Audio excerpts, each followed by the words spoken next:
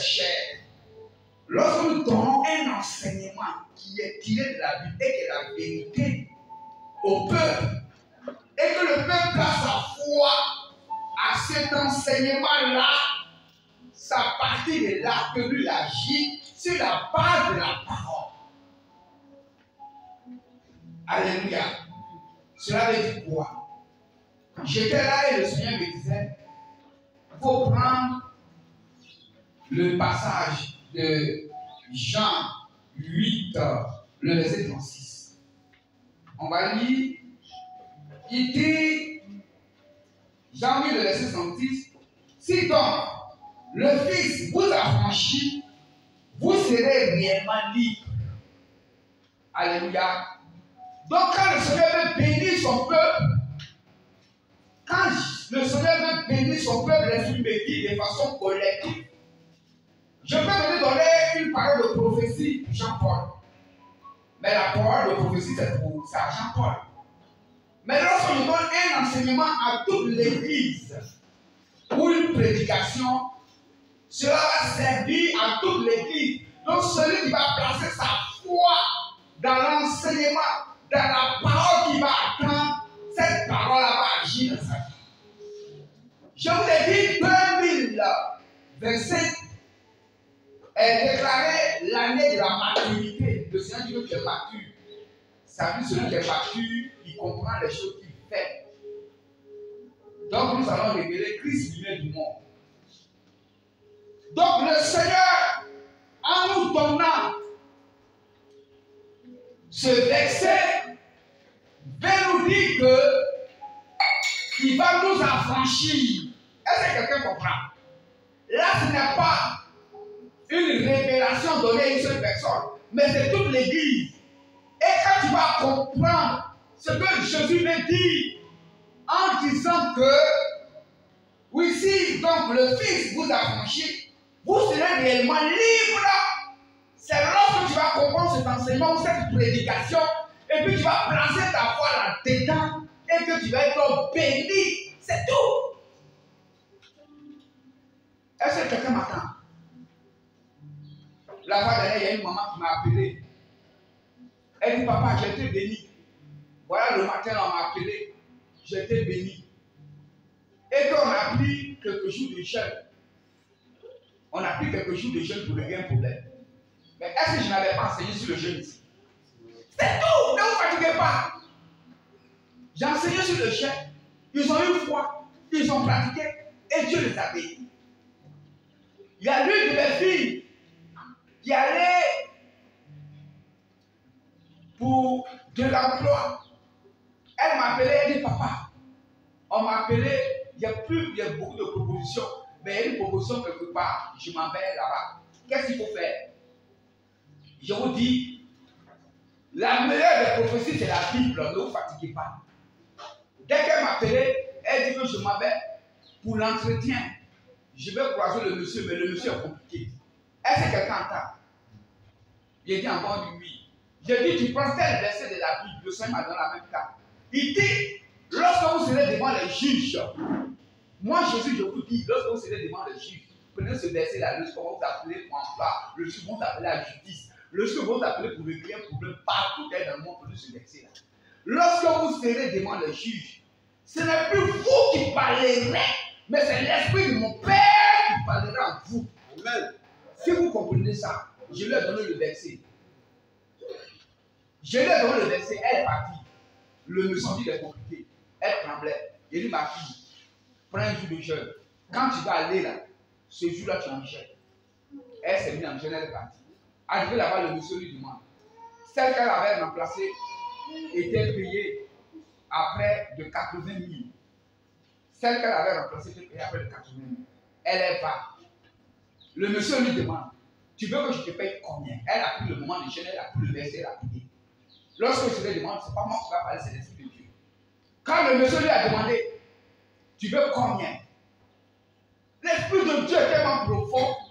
Elle dit non, papa, ce que tu veux, donne-moi. Or, elle sait que sa caméra était payée à 80 000. Tu dois pouvoir dire 80 000 ou même pouvoir dire autre chose. Vous voyez l'Esprit de Dieu.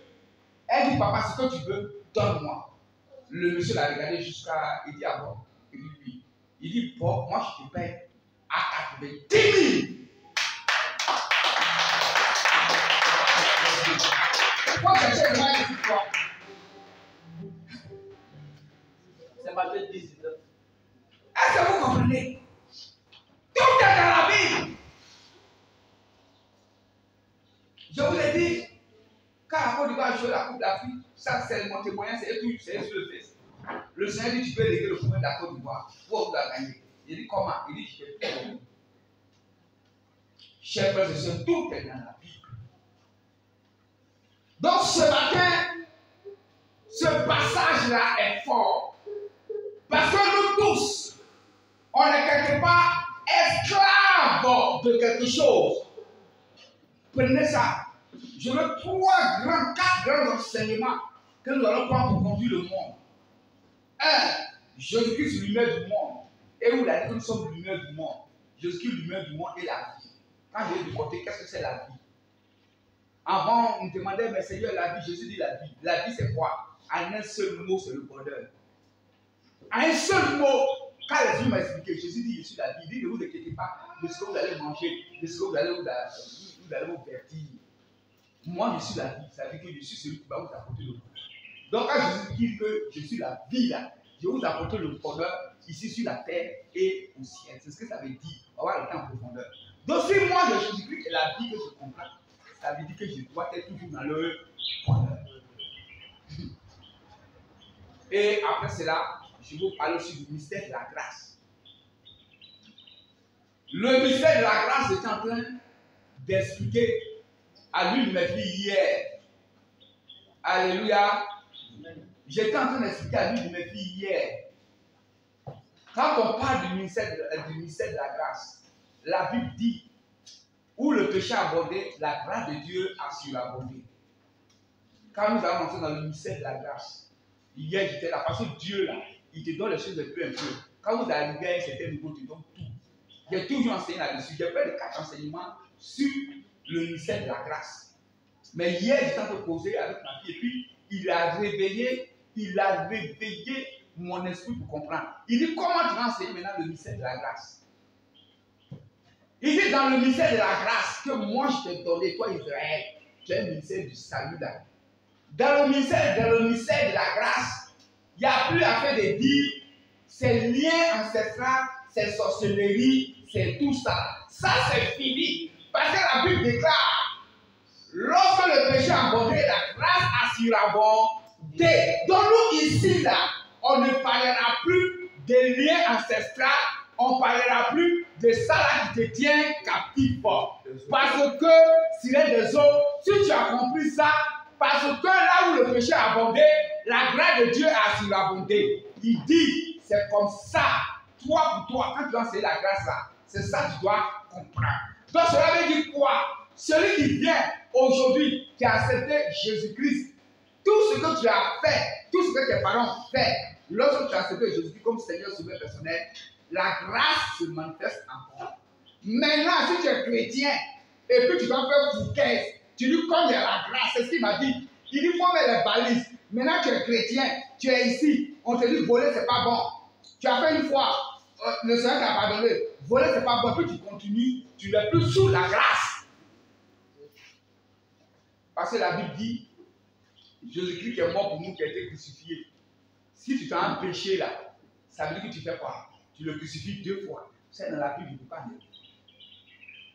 Mais le Seigneur dit, quand tu vas les enseigner sur la grâce, le démon de leur ancêtre, tout ce qu'ils ont fait, qui parlait contre eux là, la Bible dit, là où le péché a abondé, c'est-à-dire quel que soit ce qu'ils ont fait, quel que soit ce que leurs parents ont fait là, ça c'est fini. Je te donne ce pouvoir et cette autorité là. Aujourd'hui, je te révèle ça. C'est comme ça maintenant tu vas conduire ta prière sur la grâce. C'est comme ça maintenant tu vas conduire. C'est comme ça tu vas comprendre. Parce qu'un homme de Dieu agit en fonction de l'autorité que Dieu lui donne et en fonction de ce qu'il a compris du message que Dieu lui a dit le peuple. Donc si l'autre homme de Dieu lui vient vous enseigner la grâce pour dire que non, lorsque Jésus est mort, c'est fini.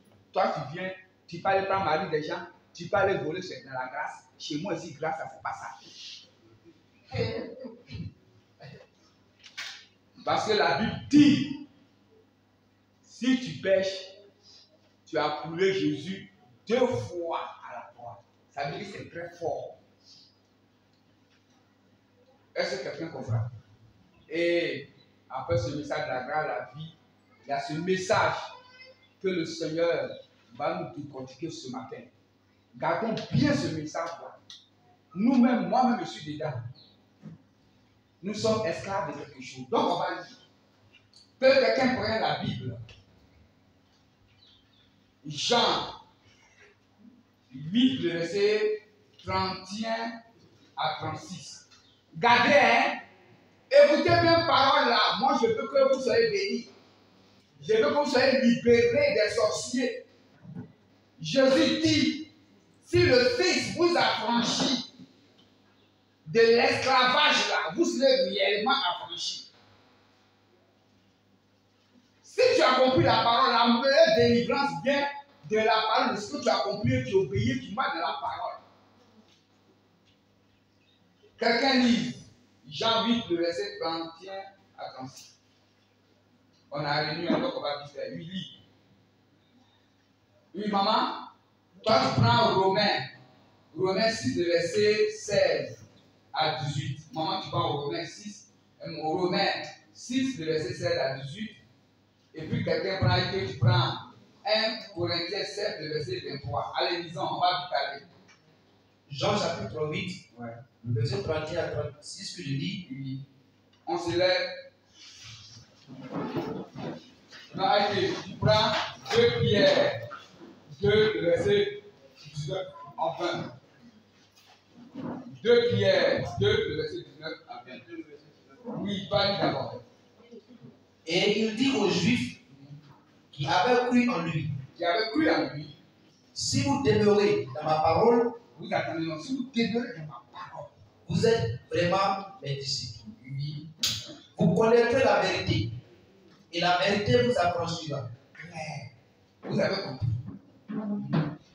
Au verset 33, il lui répondit, Oui.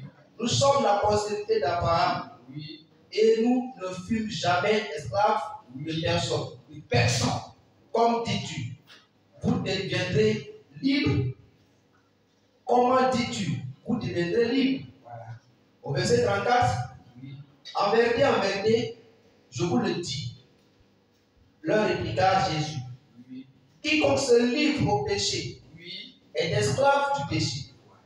Au verset 35, or, l'esclave ne demeure pas toujours dans la maison, le Fils qui demeure toujours. Oui. Au dernier verset, si donc le Fils vous affranchit, Oui. vous serez réellement libre.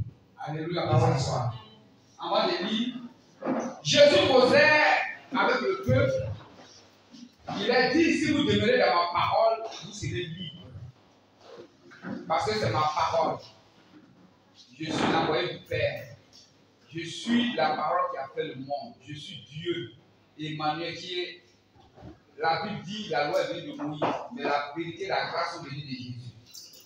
Ils disent à Jésus, comment nous sommes d'Abraham. Abraham nous a annoncé que nous sommes les héritiers de Dieu. Donc, les Juifs s'enorgueillèrent de la position, de cette position-là. Mais Jésus est encore plus profond que eux. Et eux-mêmes vont s'en rendre compte. Jésus dit, celui qui demeure dans le péché est esclave du péché. On va comprendre ça. Beaucoup d'entre nous ici vont comprendre, et moi-même je vais comprendre. Chers frères et sœurs, si tu as compris ça là, tu es libre. Si tu as compris ça, tu es libre. Je n'aurai pas plus d'évangiles à annoncer s'il y a trop, sur lesquels je veux me baser. C'est un des enseignements. Pour que nous soyons délivrés, pour que nous soyons libres. Parce que ce programme même concerne les pasteurs et les bishops. Tu es pasteur, tu es bishop, tu es maîtresse. Tu es pasteur, tu es bishop, tu es escroc. tu fais de fausses révélations. Jésus dit, celui qui pêche est esclave du péché. On va comprendre. Il dit, car l'esclave ne demeure pas dans la maison. Quand le Saint-Esprit m'a expliqué ça maintenant, j'avais d'autres enseignements, je vous dis. Mais le Saint-Esprit veut nous libérer, veut nous affranchir totalement, raison pour laquelle il va en profondeur de la compréhension de cette parole pour que tu sois libre ce matin. Non, laisse quand même le faire. Donc, Jésus dit que quiconque pêche est esclave du péché. Donc, on va comprendre avec les versets que vous lisez. Romains 6, verset 6. Tu prends 1 Corinthiens 7, verset 23. Oui, maman lit. Romains 6, le verset 16. Oui, à 18. Oui, lit. Romains 6, verset 16 à 18. Ne savez-vous pas, quand vous livrant à quelqu'un comme esclave, Oui. vous lui obéir, Oui. vous êtes esclave de celui à qui vous obéissez, Claire. soit du péché qui conduit à la mort, Oui. soit de l'obéissance qui conduit à la justice. Verset 17. Mais grâce soit rendue